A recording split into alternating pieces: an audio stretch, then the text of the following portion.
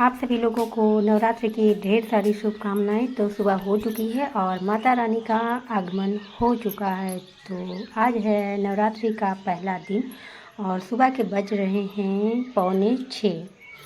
तो 5:45 आज मुझे थोड़ा सा लेट हो गया और फिर अभी झाड़ू पोछा सब हो गया है और मैं जा रही हूँ नहाने। तो फिर नहाने से पहले मैंने फूल तोड़ लिया है और इस टाइम पे नवरात्रि से पहले बहुत ही ज़्यादा गुड़हल का फूल निकलने लगा है। तो फिर गुड़हल का फूल माता रानी की पूजा में बहुत ही ज़्यादा ज़रूरी रहता है। तो फिर मैंने इतना ज़्यादा फूल तोड़ लिया और फूल तोड़ने के बाद में अभी मैं चल रही हूँ नहाने और नहाने के बाद में फिर होगी घर में पूजा और माता रानी की स्थापना और उसके बाद में चलेंगे भोलेनाथ के मंदिर।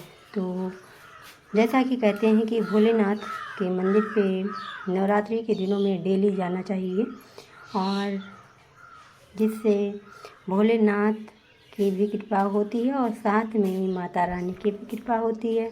तो फिर ये देखिए मैंने इतना ज़्यादा फूल तोड़ लिया है और फूल तोड़ने के बाद में फिर मैंने देखा कि डॉगी आ गया था और अभी मैंने द्वार पे पानी नहीं डाला था। तो फिर मैंने द्वार पे पानी डाला और ये दोनों लोग वहीं पे खड़े थे और देख रहे थे।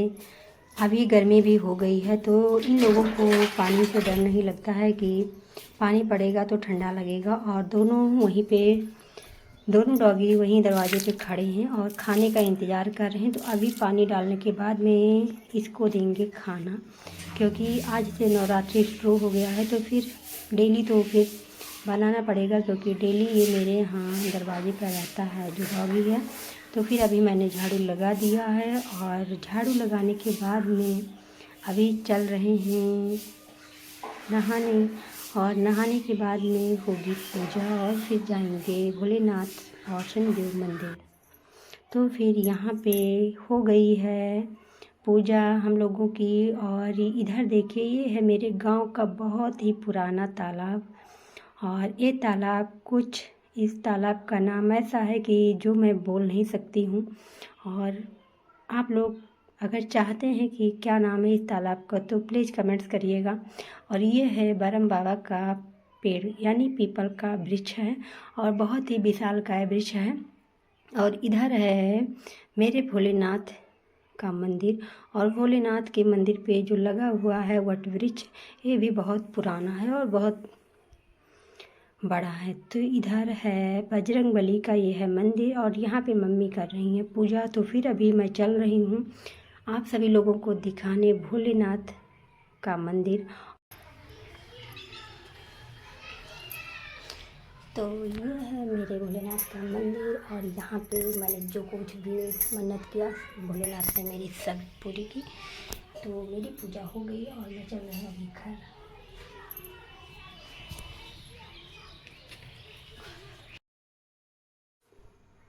तो अभी चल रहे हैं घर और घर पे मुझे अभी दुर्गा सप्तशती का पाठ करना है, क्योंकि आज से मैंने सोचा है कि आज सुबह से ही मैं शुरुआत कर दूं दुर्गा सप्तशती का पाठ और 9 दिन में मेरा पूरा हो जाए।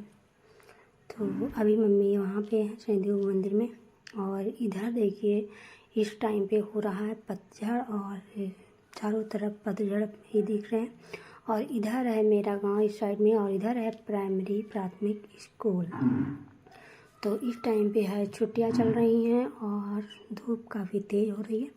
तो फिर मैं घर पहुंचने के बाद में देखिए अभी दीपक जल रहा है और फिर अभी मैं चल रही हूँ दुर्गा सप्तशती का पाठ करने। तो यहाँ पे रखा हुआ है माता रानी का पुस्तक और फिर अभी पाठ करने के बाद में बनाएंगे चिप्स। तो जैसा कि अभी होली के टाइम पे तो चिप्स पापड़ और कचौरी बना ही था, लेकिन उस टाइम पे व्रत वाला नहीं बना पाए थे तो इसीलिए आज बनाने जा रहे हैं। तो अभी चाय बना रखा था और अभी चाय को गर्म करेंगे और उसके बाद में चाय पीने के बाद में पानी कुकर में चढ़ा हुआ है और आलू, मिर्ची, मैंने सोचा था कि आलू छील के और काट लेंगे, लेकिन पहले मैंने किया नहीं। तो अभी चाय पीने के बाद में आलू छील कर और फिर बनाएंगे उसका चिप्स। और फिर उसकी चिप्स बनाने के बाद भी इस टाइम पे बहुत ज़्यादा धूप हो रही है, तो सुखाना बहुत ही आसान है, बहुत ही जल्दी सूख जाएगा। तो अभी देख रहे हैं आलू बहुत बड़े हैं, तो अभी काट करके देख रहे हैं प्लेन कटर से, तो इसमें डिज़ाइन नहीं बनता है और ये वाला अच्छे से कट जाता है। उसके बाद में मैंने एक आलू का 2 पीस करके और फिर उसको डिजाइनर कटर से फिर काटा, तो उसमें भी अच्छे से कट गया। और अभी पानी चढ़ा हुआ है, लेकिन कुकर आलू के कैपेसिटी से छोटा पड़ रहा है, तो अभी इसको भगोने में पानी डालकर और उसमें बॉईल करेंगे। तो मेरा जो चिप्स था वो कट के तैयार हो गया है और अभी इसमें बॉईल करना है। तो जब ये अच्छे से बॉईल हो जाएगा तब इसको फैलाएंगे छत पे। तो अभी टाइम लग रहा है उबलने में, क्योंकि लाइट बहुत ज़्यादा स्लो रहती है और अगर चूल्हे पे रहता है या गैस पे रहता तो जल्दी बन जाता, तो इसीलिए इंडक्शन पे काफ़ी टाइम लगता है।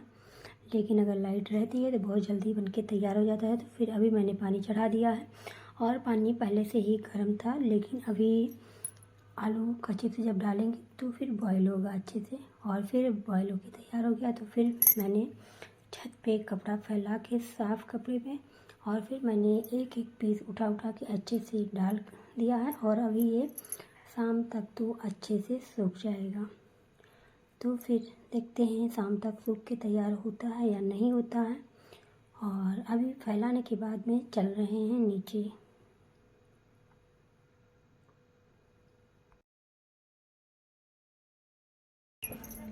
हेलो गाइज, जय माता की, जय लाल धागे सरकार की। आई होप आप लोग अच्छे होंगे और नवरात्रि की ढेर सारी शुभकामनाएं, क्योंकि आज से चैत्र नवरात्रि की शुरुआत हो गई है, गुप्त नवरात्रि की। तो माता रानी सभी बहनों की, सभी लोगों की, जो लोग मेरी वीडियो देख रहे हैं, तो सभी लोगों की जो भी इच्छा है, जो भी मनोकामना है, वो माता रानी पूरी करें। और इसी नवरात्रि में जो बहनें मेरी वीडियो देख रही हैं उन सभी बहनों को आशीर्वाद दें। तो इसी शुभकामना के साथ बढ़ते हैं आगे। और मैं आज बात करने वाली हूँ कि अखंड ज्योति से बहुत सारी बहनों का आशीर्वाद हुआ है, उसी तरीके से मेरे यहाँ भी आशीर्वाद हो गया है। तो जानने के लिए बने रहिए मेरे ब्लॉग में। अगर आप लोग चैनल पर नए हैं तो प्लीज़ मेरे चैनल को सब्सक्राइब करिएगा, लाइक करिएगा, एक प्यारा सा कमेंट भी करिएगा। तो जैसा कि आप सभी लोगों को पता ही है कि जो लाल धागे सरकार हैं भैरव बाबा, वो बहुत सारी बहनों को आशीर्वाद दे चुके हैं और ऐसे आशीर्वाद देते हैं कि जहाँ पे कोई सोच भी नहीं सकता है वहाँ उनकी कृपा हो जाती है। तो मैं बात कर रही हूँ अखंड दीपक कैसे जलाना चाहिए कि जिससे आशीर्वाद हो जाए, और जिससे मेरे यहाँ भी आशीर्वाद हुआ, वो भी अखंड दीपक जलाने से। तो जो बहनें मेरी वीडियो देख रही हैं तो प्लीज़ वीडियो को लाइक करिएगा और ज़्यादा से ज़्यादा शेयर करिएगा, क्योंकि अगर शेयर करेंगी तो बहुत सारी बहनों को मेरी वीडियो मिलेगी और उनको भी आशीर्वाद होने में थोड़ा बहुत सहायता मिलेगी। तो फ्रेंड्स, मैं बात कर रही हूँ कि अखंड ज्योति जलाने से जो आशीर्वाद हुआ है वो आशीर्वाद बहुत ही चमत्कारी है। और ऐसा बहुत बहनें कर रही हैं, बहुत सारी बहनें अखंड ज्योत जला रही हैं, लेकिन वो हर महीने जलाती हैं अखंड ज्योत, लेकिन उनका आशीर्वाद नहीं हो रहा है। तो क्यों नहीं हो रहा है? क्योंकि वो कर देती हैं गलती, और उस गलती को तो बिल्कुल भी नहीं करना चाहिए, क्योंकि अखंड ज्योत जलाने में कुछ ऐसी बातें हैं, उन बातों को ध्यान में रखना चाहिए। तो जैसा कि अगर जो भी बहनें अखंड ज्योत जला रही हैं या इस टाइम पे जला रही हैं या जला चुकी हैं, लेकिन जानना सभी बहनों को बहुत ज़रूरी है। तो जो बहनें अखंड ज्योत जलाना चाहती हैं उनको अखंड ज्योत जलाने के बीच में लहसुन प्याज बिल्कुल भी नहीं खाना है। कुछ बहनें सोचती हैं कि हाँ चलो अखंड ज्योत जलाते हैं, और अखंड ज्योत जलाने के बाद में गुरुजी जो हैं लाल धागे सरकार के, वो गुरुजी सिर्फ नॉनवेज खाने को मना किए हैं, लेकिन प्याज लहसुन खाना चाहिए। तो हाँ, प्याज लहसुन खाना चाहिए, लेकिन अखंड ज्योत जलाने के बीच में बिल्कुल भी नहीं खाना है आपको। और अखंड ज्योत जलाने के समय पे आपको बिल्कुल सात्विक भोजन खाना है, बिल्कुल सादा भोजन करना है। और जैसे कहते हैं कि अखंड ज्योत जलाते हैं तो एक व्रत रखते हैं, तो बस उस टाइम पे आपको भी व्रत रहना है। जितने दिन आप अखंड ज्योत जला रही हैं, जैसे 5 दिन जला रही हैं तो आप 5 दिन का व्रत रखिए। अगर 9 दिन दीपक जला रही हैं अखंड ज्योत तो 9 दिन का व्रत रखिए, लेकिन उस टाइम पे आपको व्रत रखना है। अभी आप सोच रहे होंगे कि दीदी मुझे क्या बता रही हैं या हम लोगों को क्या बता रही हैं, तो ऐसा नहीं है, क्योंकि जो मेरे यहाँ आशीर्वाद हुआ है वो आशीर्वाद ऐसे ही हुआ है, अखंड ज्योत जलाने से, वो भी व्रत करने के बाद में। तो आप सभी लोग सोच रहे होंगे कि किसका हो गया, कहीं मेरा तो नहीं हो गया। तो नहीं, मेरा नहीं हुआ है, मेरा जब होगा तब तो मैं आप सभी लोगों को बता ही दूँगी, क्योंकि मैं लाइव आती ही रहती हूँ। तो फिर जिनका हुआ है उनका नाम है पल्लवी यादव, और पल्लवी यादव जिनका नाम है उनको भी 13 साल के बाद में पहली बार पॉजिटिव आया है, वो भी लाल धागे सरकार धाम से। और वो इस टाइम पे 2 महीने की प्रेग्नेंट है, मतलब 2 महीने का पॉजिटिव है। और उनको जो अखंड ज्योत जलाई थी, वो अखंड ज्योत उनको पहले महीने में ही आशीर्वाद हो गया था।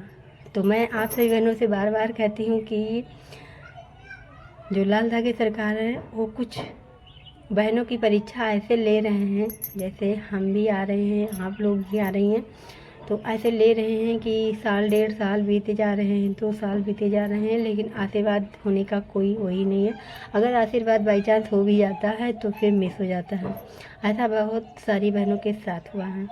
तो फिर जिनकी मैं बात कर रही हूँ पल्लवी यादव, उन्होंने लास्ट फरवरी में जलाया था 5 दिन का अखंड दीपक, और 5 दिन उन्होंने रखा था व्रत। वो भी ऐसे नहीं व्रत रखा था, सिर्फ फलाहार खा के, वो भी मीठा भोजन करती थी बिना लहसुन प्याज के। तो आप सभी लोग समझ सकते हैं कि मीठा भोजन में प्याज लहसुन तो पड़ता नहीं है, तो उन्होंने भी ऐसा ही किया था, मीठा आहार लिया था। और जो लाल धागे सरकार का अखंड दीप है वो अच्छे से जलाई।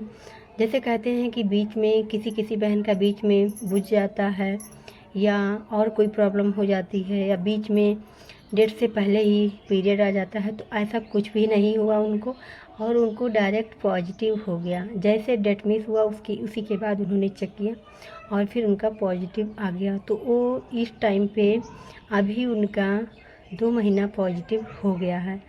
तो मैं चाहती हूँ कि आप सभी लोग भी ऐसे ही अखंड ज्योत जलाइए बिना लहसुन प्याज के, क्योंकि ऐसी गलती नहीं करना चाहिए कि हम सभी बहनें बार बार हर महीने में दीपक जलाती रहें और फिर आशीर्वाद भी ना मिले। तो दीपक जो अखंड ज्योत है उसको जलाने से कोई फ़ायदा नहीं होगा। तो फिर आप सभी लोग भी, हम भी ऐसे ही अखंड ज्योत इस बार जलाएं कि जिससे हम लोगों का भी और आप लोगों का भी, मतलब सभी लोगों का, जितनी भी बहनें हैं, जितने लोग भी देख रहे हैं संतान प्राप्ति के इच्छा रखने वाले, उन सभी लोगों को बाबा इसी महीने में आशीर्वाद दे दें। तो मैंने जब से सुना है तब से मैंने भी सोचा है कि मैं इसी नवरात्रि में अखंड ज्योत जलाऊंगी, क्योंकि इस टाइम पे तो मेरा नवरात्र का व्रत शुरू हो गया है आज से। तो इसी बीच मेरा अखंड ज्योत जलाने का टाइम भी पड़ता है। तो फिर मैंने सोच लिया है कि हाँ, मैं भी अखंड ज्योत ऐसे ही जलाऊं और बाबा मुझे भी आशीर्वाद दें, और साथ साथ में आप सभी बहनें भी जलाइएगा अखंड ज्योत, जिससे आप सभी लोगों का भी बाबा आशीर्वाद दें। क्योंकि ऐसी गलती आप लोगों को नहीं करनी है कि जिससे अखंड ज्योत जलाने का कोई फ़ायदा न मिले। तो फिर मिलते हैं नेक्स्ट ब्लॉग में, तब तक के लिए जय माता की, जय लाल धागे सरकार। बाय।